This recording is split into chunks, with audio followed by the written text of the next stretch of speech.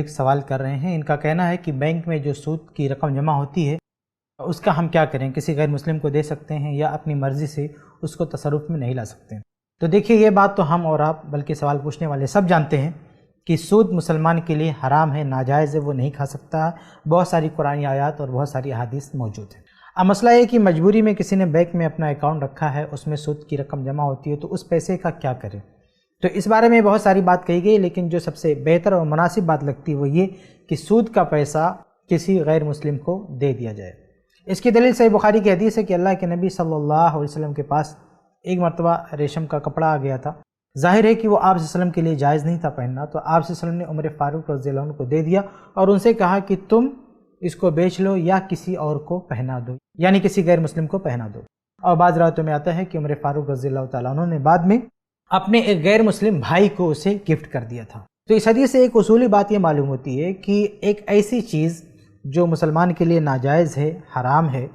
اور وہ فی نفس ہی نقصان دہ نہیں بلکہ کسی اور چیز کی وجہ سے اس کو حرام کیا گیا ہے، لیکن فی نفس ہی اس چیز کے اندر کوئی جانی نقصان نہیں ہے، کوئی ایسا مسئلہ نہیں ہے، کوئی شراب وغیرہ نہیں ہے، تو وہ چیز اگر مسلمان کے پاس آ جاتی ہے جسے اسلام نے بین کر کے رکھا ہے، حرام کر کے رکھا ہے، تو ایک مسلمان اس چیز کو کسی نان مسلم کو گفٹ کر سکتا ہے، دوسرے کو دے سکتا ہے، کیونکہ اس کے لیے وہ حرام نہیں ہے۔ تو سود کا مسئلہ بھی اسی پر فٹ ہوتا ہے کہ سود کو اسلام نے بین کر کے رکھا ہے کہ سود آپ نہیں کھا سکتے ہیں، سود حرام ہے، ناجائز، اس کام سے روک کے رکھا ہے۔ لیکن اگر کسی مسلمان کے پاس کسی وجہ سے سود کی رقم آ جاتی ہے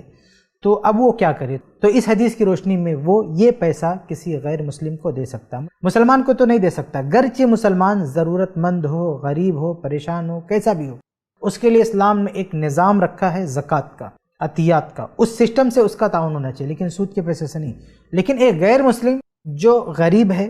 جو پریشان ہے اور جو اس کا مستحق ہے اور ایک اچھا انسان ہے،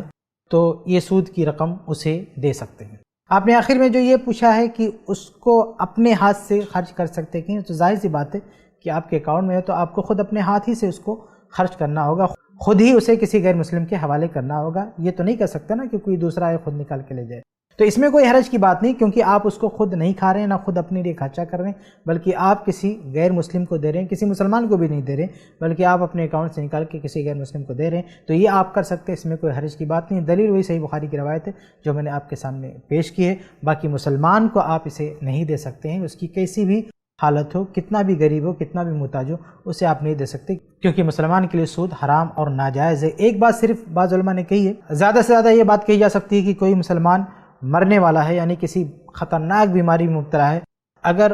اس کا علاج نہیں کیا گیا تو مر جائے گا، اس کے پاس کوئی پیسہ نہیں ہے، کوئی تعاون کرنے والا نہیں ہے، کوئی بیت المال اس کا ساتھ دینے والا نہیں ہے، کوئی مسلمان اس کو پیسہ دینے والا نہیں ہے، اس کے پاس کوئی آپشن ہی نہیں ہے، لیکن ایک بندہ جس کے پاس سود کی رقم ہے وہ بھی اپنا اصل پیسہ دینے کے لیے تیار نہیں ہے، لیکن وہ سود کا پیسہ دینے کے لیے تیار ہے، تو اس کنڈیشن میں آپ کسی مسلمان کو دے سکتے ہیں، کیونکہ اس کی جان کا مسئلہ ہے۔ تو جب جان کا مسئلہ آ جائے، جان بچانے کی بات آ جائے، تو پھر وہاں حلال حرام کی پابندی ختم ہو جاتی ہے، اس سے بچایا جا سکتا ہے۔ لیکن اس کے علاوہ جب مسئلہ جان کا نہ ہو، جان جانے کی بات نہ ہو، بلکہ کوئی اور مسئلہ ہو، کوئی اور پریشانی ہو، تو اس پریشانی میں آپ کسی مسلمان کی مدد سود کے پیسے سے نہیں کر سکتے، بلکہ یہ سود کا پیسہ بہتر ہے کہ آپ کسی غیر مسلم کے حوالے کر دیں۔